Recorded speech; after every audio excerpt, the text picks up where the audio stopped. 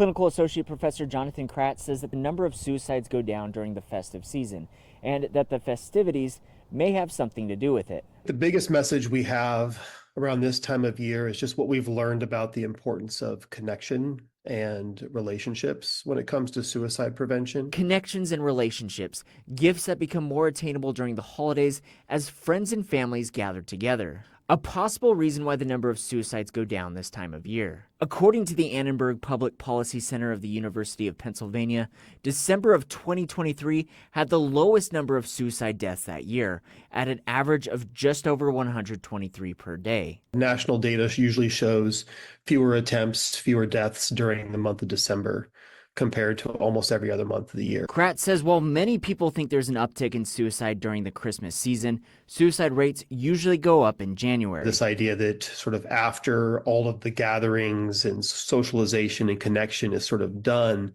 that kind of has a return to sort of, a darker place for a lot of folks. A good way to help with this is staying in contact with the people in your life even after the holidays are over. Helping people build connections is one of the first things Kratz would do as a clinical social worker for people at risk. One of the first things we look at in risk assessment is who are your people?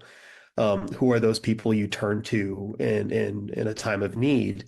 And oftentimes a treatment plan for somebody in crisis literally is trying to increase their social capital and increase the number of people they're connected to. Kratz says if you don't have people in your life, there are several different ways you can start trying to build those connections. Sometimes folks, don't have family nearby, or they don't have that strong social connection group. And so that's a space where things like churches or other organized groups can really fill a gap for folks and sort of find that socialization.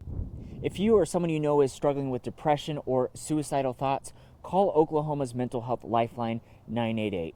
On Lookout Mountain, Ryan Stockett, News Channel 8.